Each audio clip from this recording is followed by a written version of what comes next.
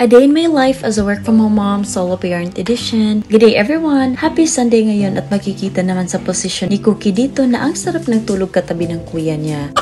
Maaga akong gumising today as usual kapag Sunday, need ko rin talaga bumangon ng maaga dahil time para mamalengke ako. Tuwing umaga kasi ang maraming fresh na seafood at maraming dagsa sa local market dito malapit sa amin. Kita mo at meron pang mga bagong huling isda na buhay pa. Namili rin ako ng mga gulay at umuwi na. Bago ako magpahinga sa sala ay nilagay ko muna sa fridge organizer ko ang mga pinamili kong seafoods at manok to keep it fresh. Nilinis ko itong shrimp at gusto ko talaga na wala itong mga gaway-gaway katulad nito.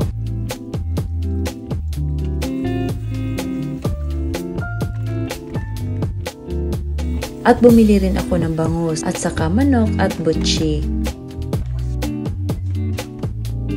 Then yung mga gulay naman may natira pa akong carrots and beans kaya nilagay ko na rin dyan yung bago at saka yung ibang aromatics. Nilagay ko na rin dyan ang mga old stocks at lulutuin ko yan this week para hindi matapon kasi sayang naman.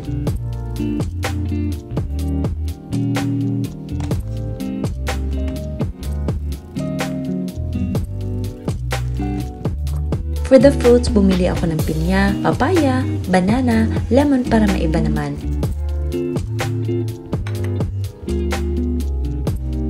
And here's what I got for today's palengke. Dumiretso na rin ako para magluto ng brunch namin ni Jeff at nagluto lang ako ng butchi ng manok at tinolang isda.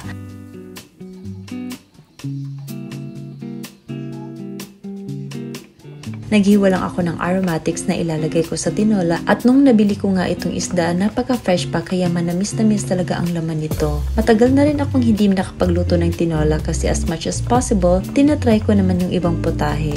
Life is too short para paulit-ulit ang ulam kung pwede naman pa iba-iba, diba? Pinrito ko na lang ang butchi habang nagpapakulo ako ng tubig para sa tinola at ito ang side dish ko ngayon. Masarap nga itong isawsaw sa sukang pinakurat.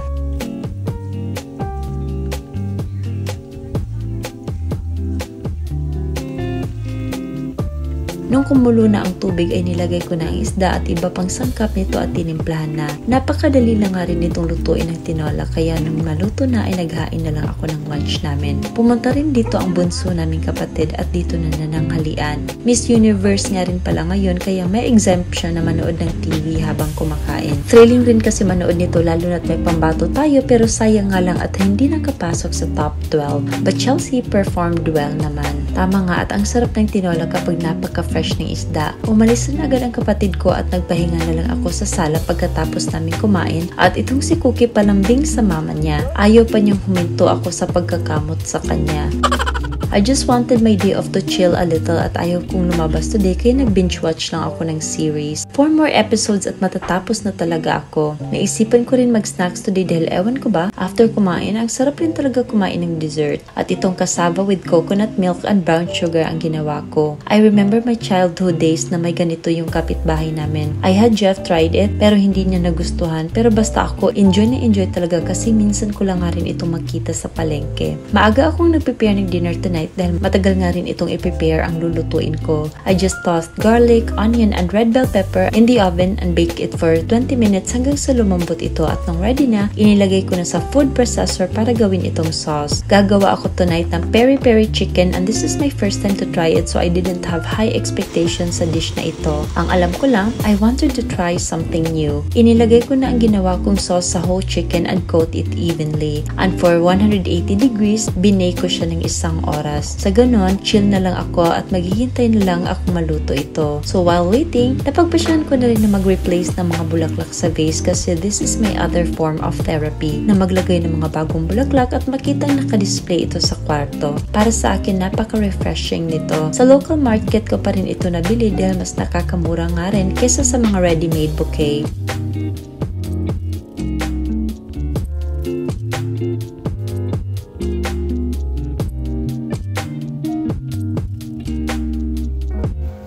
At yan nung matapos na ako, nilagay ko na ulit sa kwarto para mas may buhay ang kwarto ko. Nakatulog nga pala si Jeff sa hapon at hinayaan ko na lang siya habang nagpahinga lang ako dito. Isa rin talaga ang araw na ito sa mga peaceful Sundays ko just like how I wanted it. So I just enjoy the little peace I have in my little home. Nung maluto na ang chicken, I just plated our dinner. Ewan ko at bakit dyan ko nilagay ang parsley sa kilikili ng manok basta for garnish lang yan siya. Then for the sides, I also had buttered corn and salad. This is better than what I expected at di ko in-expect na ganun pala kasarap ang kinalabasan nito. The chicken was so tender at na-absorb talaga nito ang sauce at very juicy pa. Ginising ko rin si Jeff para sabay na kami kumain dahil ayokong matulog siya na walang laman ang tiyan. Buti naman at ganado pa rin siyang kumain. After our dinner, I just washed the dishes and cleaned the kitchen at nag-relax ulit. Gusto ko lang talaga ng relaxing na weekend and I was so happy that I did. Dumiretso na ako sa kwarto para matulog at dito na rin si Jeff natulog sa kwarto ko at naglalambing. And that's all for today. Thank you so much for watching. Bye!